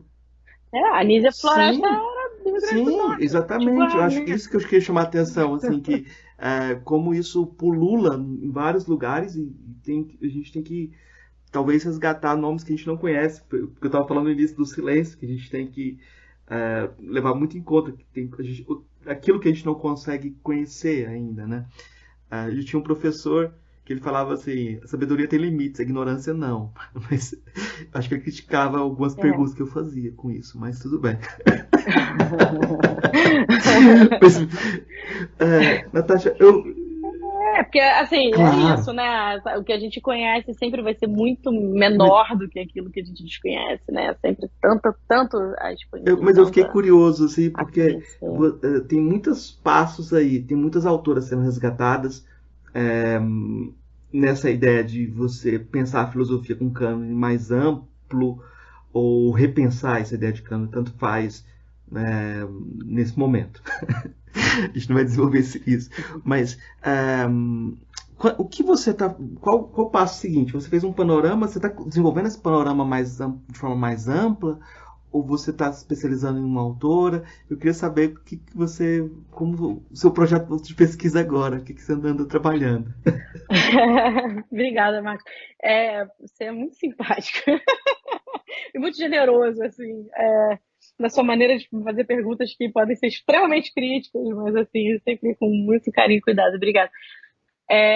Eu acho assim, ó, que o que acontece? Como eu disse no começo, esse texto é um texto que eu considero muito ousado, né? Para eu escrever esse texto, eu bem cartesianamente falando, só para provocar de novo, eu deixei de lado todo o meu conhecimento, tudo que eu aprendi nas escolas, né? Assim, e fui tentar encontrar um fio narrativo. Claro que você nunca deixa tudo de lado, né? A gente nunca começa do zero, nunca. A vida nunca começa do zero, né? A gente o problema da Hannah Arendt lá, como é difícil inaugurar um novo, né? Porque, afinal de contas, a gente sempre traz um monte de coisa com a gente e a gente está olhando o mundo com olhos antigos, né? Mesmo a criança. Isso é muito doido. E aí, enfim, eu nesse pós-fácil o projeto de resgate ele me leva em duas direções, né? Nessa direção metodológica, arquival, sei lá, arquivística, de procurar nomes, procurar textos, procurar obras, né? E deixar aí, dizer, gente, pesquisem, engajem-se, estudem estudem, que acho que é o mais difícil dizer, as pessoas pararem tudo que estão fazendo e ler um livro do século XVIII, em português do século XVIII. É uma língua estrangeira para gente, o português do século XVIII. E deixar um pouco aí e ir fazendo um trabalho também que eu acho que é de profundidade, né? Que é tentar entender, é isso que eu estou fazendo agora. E aí, sempre assim, eu não estou abandonando a minha filosofia europeia. Eu ainda estudo Spinoza, eu ainda estudo Anne Conner, eu ainda estudo... E aí, assim, mas por quê? Porque o meu interesse é encontrar esses fios narrativos complexos, né? Enfim, para mim, o negócio é sempre pensar a partir dessas tensões e dessa narrativa mais ampla, né? Porque, afinal de contas, isso também é a história da minha vida, né? Sei lá, uma avó paterna minha nasceu no Acre, o meu tataravô nasceu na Itália, sabe assim? E claro, e aí é muito interessante quando você começa a ver a história da sua vida. Eu conheço muito bem a história das pessoas brancas da minha família, mas eu não conheço muito bem as pessoas negras, mas eu tenho certeza que tem as pessoas negras, porque você olha pra minha cara e eu não sou uma pessoa branca. E minha avó é do Acre. Então, assim, e eu sou carioca, vivo no Rio de Janeiro. Enfim, é isso. É você olhar para essas tensões, né? E construir as narrativas complexas que elas merecem, né? Serem construídas. E agora o que eu estou fazendo é tentando entender a filosofia, né? As contribuições originais da Nízia Floresta na sua filosofia da educação. Então, eu terminei agora de entregar um manuscrito de um livro sobre Nízia Floresta. Vai sair, sei lá, acho que ano que vem, se tudo der certo. Então, vai ter aí um manuscrito sobre floresta. E aí, floresta é um mundo, porque tem muita demanda. Essa leitura que eu proponho, né, e que é uma leitura que eu insisto, eu acho que é meio que originalmente minha, assim, também, apesar de que eu uso o trabalho inaugural, pioneiro, da Maria Lúcia Palhares Burke, né, que foi a pessoa que descobriu que a tradução da Nízia Floresta não era uma tradução de Mary Wollstonecraft, mas da Anônima Sofia. Só que aí eu faço o meu estudo, a minha análise é de pensar, já que é uma tradução da Anônima Sofia, já que a Anônima Sofia é um pseudoplágio de Poulan de la Barre, já que Poulan de la Barre é um cartesiano, vamos ver o que acontece se eu, né, investigar esse fio narrativo do cartesianismo prático na Nízia Floresta. Então, esse meu livrinho, é um livro curto, mas tem essa contribuição original, assim, né? Eu tento analisar as obras de Nízia Floresta, são 5 obras, a partir desse fio narrativo do cartesianismo prático, né? E não deixo de estudar a minha Anne Conway e o Spinoza. Agora, meu próximo projeto assim, eu já analisei a recepção, Conway a partir da recepção de Spinoza, né? Enfim, um artigo meu publicado no British Journal for the History of Philosophy, né, sobre o problema da individuação e da substância em Conway, como uma crítica a Spinoza. Depois eu publiquei um capítulo de livro, num livro sobre mulheres latino-americanas, também sobre, na verdade, pensando quais as potencialidades na metafísica da Conway para se pensar a questão da natureza da razão, da natureza das mulheres, assim, né, que é a realidade. E agora eu estou pensando, enfim, é um projeto ainda sendo feito, assim, né? Que é pensar como Spinoza e Conway estão debatendo a figura de Cristo, né? E como eles pensam a individuação, a ética, a partir desse paradigma do cristianismo. E aí isso vai levar a uma outra história, que também inclui a Nízia Floresta, mas por enquanto paramos por aí. Agora, o legal assim de projeto, que eu acho que vale a pena aí deixar registrado, é que recentemente, né, a gente inaugurou a Cátedra Unesco para a História das Mulheres na Filosofia, Ciências e Cultura, na UFRJ. A cátedra é fruto de um projeto meu, assim, né? É um projeto que envolve internacionalização, formação, ensino, pesquisa, né? Integração entre polos de pesquisa Então, se você pesquisa isso, fale comigo. E eu sou coordenadora da cátedra Unesco, né, para a história das mulheres na filosofia, ciências e cultura. Não é restrita ao resgate de mulheres filósofas, né? Então, a ideia é visibilizar a produção intelectual de mulheres, especialmente mulheres brasileiras, mas não só, para que a gente possa repensar a imagem no imaginário social, assim, né, que a gente tem das mulheres, né, para que cada vez mais a gente possa ter como referência, as futuras gerações terem como referência mulheres cientistas, mulheres intelectuais, mulheres artistas que contribuíram para a história do pensamento e para o que a gente considera assim de mais bacana que o ser humano pode fazer. Isso também inclui mulheres, e a gente quer que essas vozes apareçam para ajudar, né, nas questões todas educacionais que vêm com o apagamento, como, por exemplo, a dificuldade de permanência, de ingresso de meninas e mulheres nas escolas e nas universidades, né? A gente tem uma forte evasão por conta da maternidade. E aí isso continua no mercado de trabalho, né? Porque justamente se um dos dois tem que se sacrificar, quem vai ser isso, pensando na família tradicional, assim, né? Mas, enfim, as dificuldades, né, de inserção no mercado de trabalho das mulheres também. Então, essa cátedra Unesco busca não só visibilizar essas vozes, mas também pensar políticas públicas de educação, de modo que a gente faça da academia e da sociedade brasileira um lugar fértil, propício, interessante, motivador para as nossas futuras gerações e atuais também, né? Para honrar a memória das nossas avós e bisavós que gastaram tanta tinta e tanto gogó para que a gente pudesse votar, ser votada, não é mesmo? Enfim, continuar essa história aí para o futuro. Eu acho muito importante que a forma que você está abordando é essa forma viva, né? Então não é um cachorro sem dentes, é um cachorro com dentes, ele morde. Assim. Então, eu vou para as 3 perguntas finais que faço para todos os convidados, são perguntas quase cartesianas, porque fazem para todos. Então, a primeira delas o que é filosofia? Poxa. A bujanra, né? O que é a vida? Eu acho que é um pouco filosofia, um pouco a vida, né? A filosofia, eu gosto de dizer essa definição, assim, que aparece sempre nas minhas aulas, que é filosofia é o processo do pensamento refletindo sobre si mesmo, né?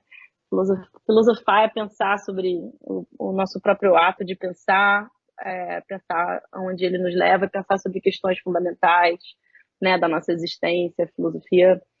A filosofia é um ato de reflexão, assim, sobre as questões mais fundamentais e mais profundas, que envolve também a vida prática, né? Eu acho que é a minha maneira bem rascunho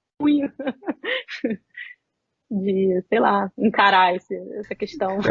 Tem que responder em toda a aula, né? Então, todo começo dos cursos, então não é uma novidade a pergunta, mas a pergunta seguinte é: das filósofas ou filósofos que você conheceu pessoalmente, qual foi o que mais lhe impressionou? Que eu conheci pessoalmente, qual foi o que mais me impressionou? Essa pergunta é muito difícil, porque assim, envolve a relação de ensino para mim, né? Porque tem essa questão, né? Somos filósofos, somos professores de filosofia e tal, então muitos filósofos que eu conheci, ou a maioria dos filósofos que eu conheci na minha vida e filósofos e filósofas, né? São professores e professoras de filosofia. Então, eu quero falar de 2 pessoas, pode ser um homem e uma mulher. O homem, meu orientador de doutorado, foi uma pessoa que ele conseguiu, pelo método de ensino de filosofia e pesquisa em filosofia que ele utilizava comigo, assim, né, de fazer eu pensar o problema, fazer eu pensar sozinha, ler as fontes primárias, né, focar nas fontes primárias e apresentar o problema para ele, e debater o problema com ele, e fazer isso aparecer no paper, né, no artigo, na tese. Isso para mim foi muito importante. Ele curou vários traumas, assim, que eu ganhei na academia brasileira, sabe? Porque esse meu professor foi meu professor de doutorado, eu fiz doutorado nos Estados Unidos. E ele é um judeu praticante, né? E aí, todas as vezes que eu ia jantar na casa da família dele, a gente fazia um pequeno ritual, assim, tinha uma pequena missa. E aquilo, para mim, me tocava num lugar tão bonito, assim, tão profundo, que ele conseguia... e a missa era assim, era um pão mesmo, um pão desses feito em casa, sabe? E aí a gente falava, ele falava umas palavras, enfim, acompanhava muito pouco, mas era uma cena muito, muito profunda, sabe? Aquilo ali me vinculou com ele, com a história dele, com o pensamento judaico-cristão, que aí, de novo, né, não restringe a história do pensamento, não restringe a história da filosofia. O fato da gente ter restringido a história da filosofia e do pensamento ao pensamento judaico-cristão nos gerou vários problemas, mas, assim, de alguma maneira é uma marca profunda, né, em mim, eu acho, na minha formação. E esse professor, o Edward Hopper, foi uma pessoa, é um filósofo que assim, a maneira dele encarar a filosofia e a academia, para mim, é ímpar. Eu sempre medito o que ele faria se ele estivesse nessa situação, sabe? E a professora é a Raquel Moscovitz, que é uma professora já aposentada há muitos anos da UFRJ, ela foi minha professora da graduação. E ela foi assim, na época que era da graduação, eu praticava muito yoga, né? E eu fiz formação quando eu tinha meus 15 anos. Minha avó, do Acre, que me apresentou yoga quando eu tinha 11 anos de idade. Eu não entendia o que era aquilo, minha avó espírita, não entendia se aquilo dali não... Então, assim, você vê, né, tá vinculando a uma outra tradição de espiritualidade, assim, que é o Vedanta, e o espiritismo brasileiro da minha avó, assim, fazendo a ponte. E aí a Raquel Moscovitz, ela era uma professora do IFIX, do Instituto de Filosofia e Ciências Sociais da UFRJ, dava aula de clássicos da filosofia, assim, né, de questões clássicas da filosofia, uma coisa assim, e ela ensinava conceitos básicos, né, contingência, necessidade, acidente, essência, sempre fazendo uso do Vedanta, né, da filosofia indiana, ao ponto dela ter conseguido criar no currículo da filosofia, na época não podia falar filosofia, porque era muito avançado, era pensamento indiano. Então a gente teve aula de Índia, né, com a Raquel Moscovitz. Então ela foi uma mulher que me ensinou sobre os fundamentos mesmo da filosofia a partir de uma outra tradição. Eu acho que hoje, olhando para trás, eu vejo que me ajudou a pensar o cânone de uma maneira completamente alternativa mesmo, né? Assim, fora dessa coisa Grécia, Roma. A última das 3 perguntas é: qual sua filósofa ou filósofo favorito? Ai, que difícil. Ai, que difícil. Não, eu não tenho um favorito e uma favorita, não. Eu tenho um grupo de filósofos. Eu tenho. É muito difícil. É muito difícil. Eu tenho assim, uma literatura favorita. Eu tenho, né, que para mim é a Metamorfoses de Ovídio. Para mim é tipo o texto que todo mundo tem que ler, Metamorfoses de Ovídio. Agora, na filosofia, você tem aquele filósofo que te forma, né? Que te estrutura, assim, por dentro, e para mim esse é o Spinoza. Tem aquele que te tira do lugar, que para mim foi a Conway, e que me dá uma estranheza, que é a Anne Conway. Tem aquela que faz você entender que você não sabe nada de coisa nenhuma, que para mim é a Anísia Floresta, você tá entendendo? E tem aquele que você fica olhando, assim, aqueles, né, que para mim são 3, que eu fico olhando e eu tô sempre lendo, eu nunca abandono o 4, mas assim, eu vou falar em ordem, né? O Hegel, para mim, é um cara assim que me formou também, que volta e meia eu volto ali para ver as besteiras que ele tá falando, mas também as grandes intuições, sabe? E o Hegel, o Descartes, enfim, o Platão. É a tríade mais canônica dos cânones. Aristóteles, né, também. Não pode esquecer do Aristóteles, que é isso. É o problema que você quer que exista para eles levantarem a bola, você dá aquele corte, né, também. Enfim. É isso, eu tenho muito que aprender, a verdade é essa, Marcos, eu tenho muito que aprender. É por isso que dizem que esse negócio que você está fazendo é para isso, negócio de filosofia. Mas acaba sendo um romance familiar, de qualquer forma. Essa pergunta do preferido ela é uma pergunta bem capciosa, porque sempre a gente... mas é interessante porque, por exemplo, quando eu entrevistei a professora Scarlett Martin, eu perguntei qual o filósofo favorito dela, ela respondeu Pascal. Ah, ótimo. Então, a Ótimo. pergunta serve muito para isso, porque às vezes você tem um deslocamento entre aquilo que você pesquisa e aquilo que te marca mais profundamente, né? Então é bem interessante também para a gente ouvir. E é bom saber esse romance familiar, para ver quem te causa trauma também. Mas tem um pouco disso, assim, também, de que no final das contas o filósofo favorito é aquele que eu estou estudando, né? Também é uma resposta bem senso comum. Mas é aquele que eu estou estudando, porque eu não consigo estudar sem ver sentido, né? E como eu disse, tem muito ainda que eu aprender. Realmente, a minha perspectiva, mesmo da história extracanônica da filosofia, é muito marcada pelo cânone, né? Então, assim, há muito ainda o que aprender e a ser investigado. E, enfim, eu tenho certeza que eu vou ter futuros favoritos também. Eu vou, É, eu vou para assim, fechar nossa conversa pedir indicações, mas antes eu vou dar a indicação primeira, que é justamente o pós-fácio do livro 10 Mulheres Filósofas e Como Suas Ideias Marcaram o Mundo. O pós-fácil que você escreveu, né? Esse pós-fácil edição brasileira, eu senti falta de ter uma chamada do pós-fácil na capa, para valorizar mais, porque eu acho que tem essa importância mesmo de ter essa originalidade também como matéria.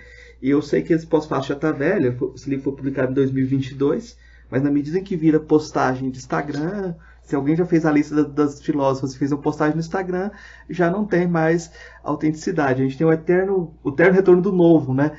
No Brasil, todo mundo começa e quem começa deixa de ser citado, passa para frente, né?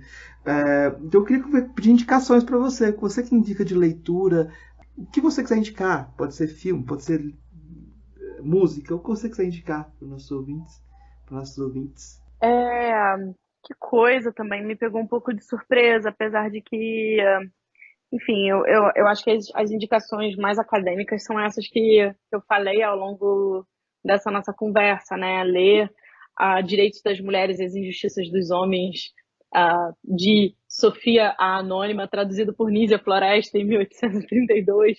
Esse texto é uma coisa maravilhosa, né? Leiam esse texto é um primor, esse texto é incrível. Leiam François Apollon de la Barre, da Igualdade dos Sexos. Leiam Úrsula, de Maria Firmina dos Reis, né?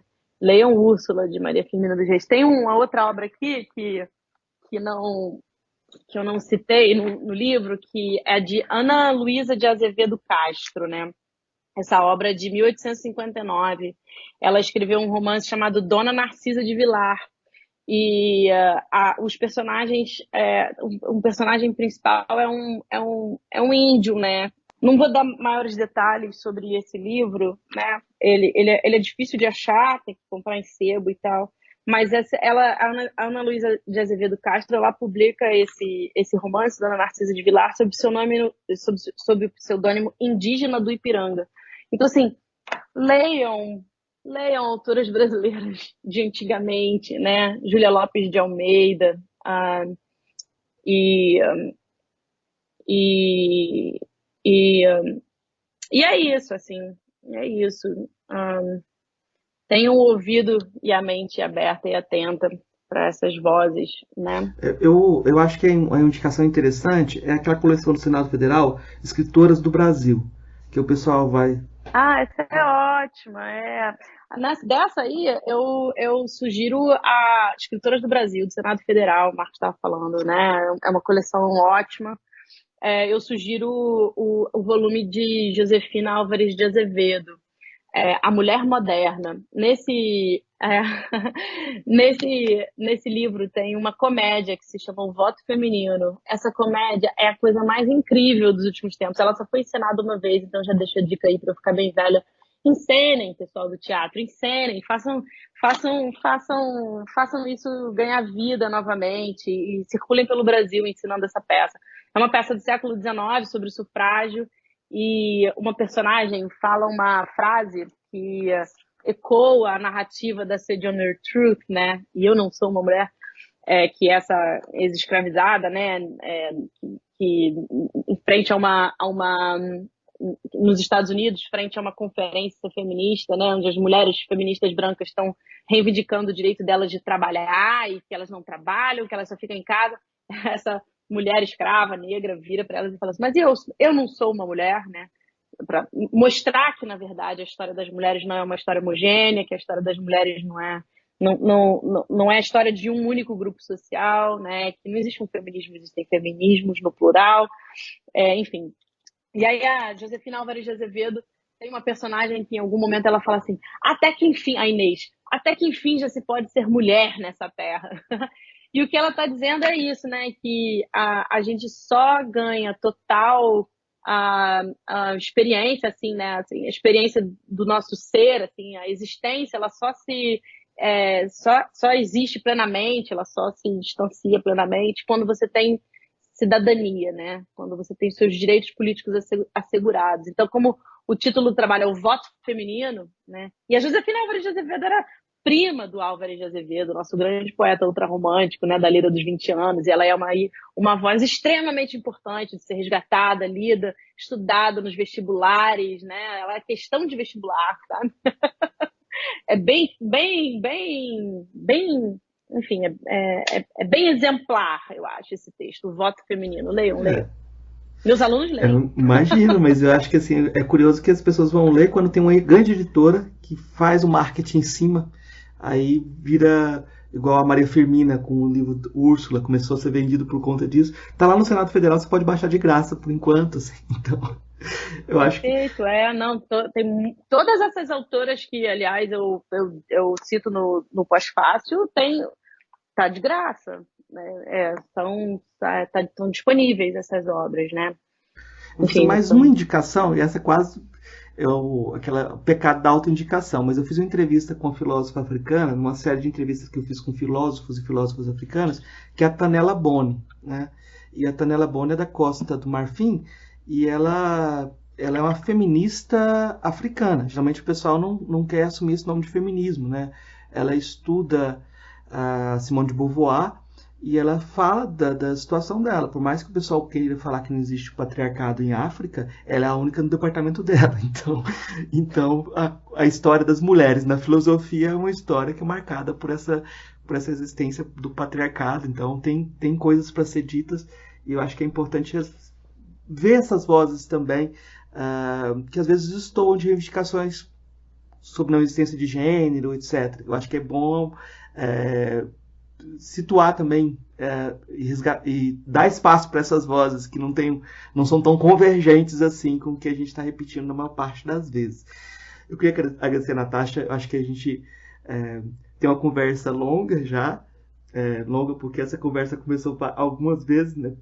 A gente tentou marcar algumas vezes a gente tentou conversar, a internet caiu, então eu agradeço muito a possibilidade de ter realizado a conversa, e eu acho que espero que a gente tenha mais conversas, porque eu senti um problema que a gente tem quando a gente trata de temas tão novos, é aquilo que você falou.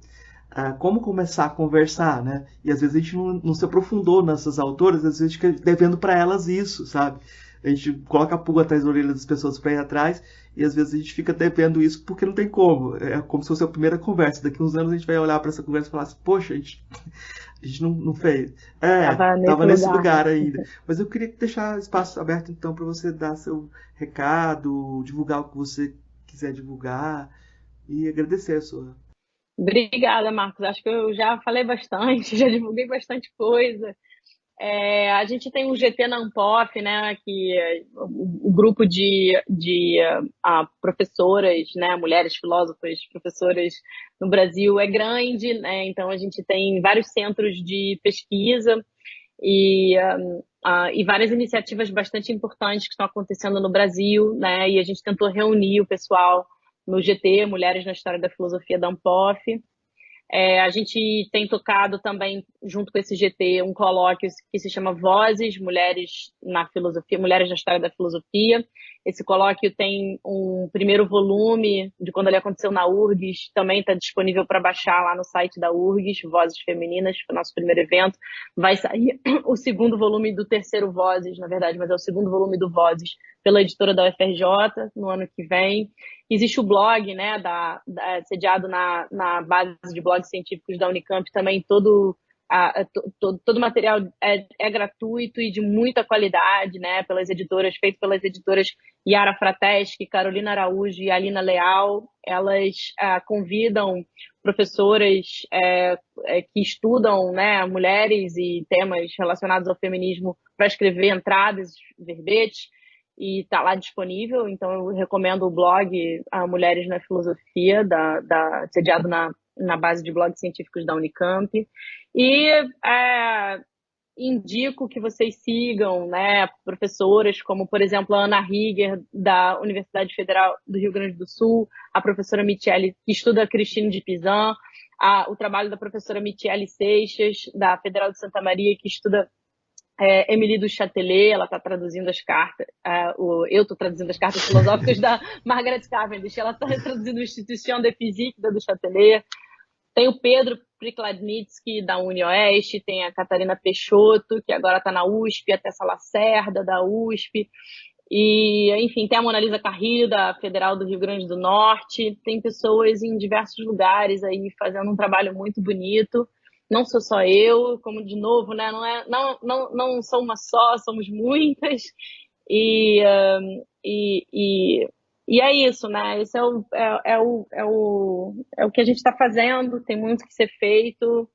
E se envolvam, né? Tem muitas iniciativas acontecendo nas universidades.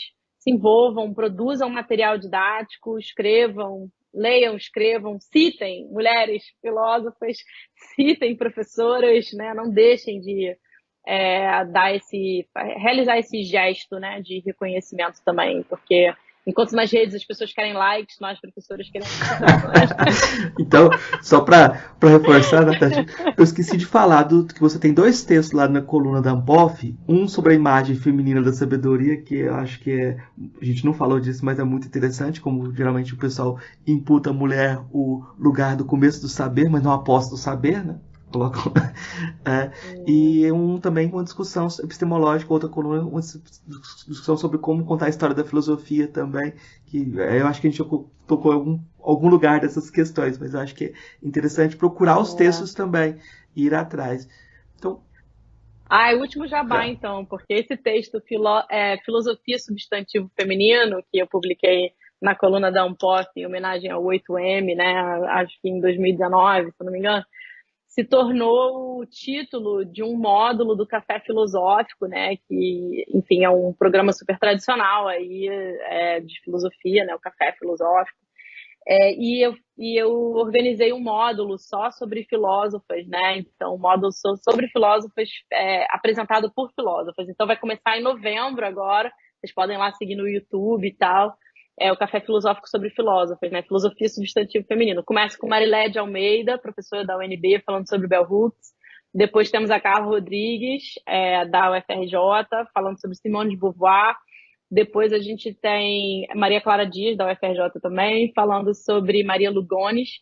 E depois eu que vou fechar falando sobre esse projeto de resgate e, enfim, mostrando os pontos, né, das reivindicações, das conquistas de direitos, e, na verdade, falando sobre o impacto desse projeto de resgate na nossa sociedade, né? Então, vejam o Café Filosófico de novembro, que estaremos lá. Com certeza a gente vai ter novas conversas. Eu agradeço muito pela conversa de hoje e vamos seguindo. Abraço, obrigado. Isso. Ei, gostou do nosso episódio? Apoia a gente lá no Catarse, é só R$5 por mês, o preço de um cafezinho. Ajuda a gente a continuar divulgando a filosofia no Brasil. catarse.me/filosofia_pop.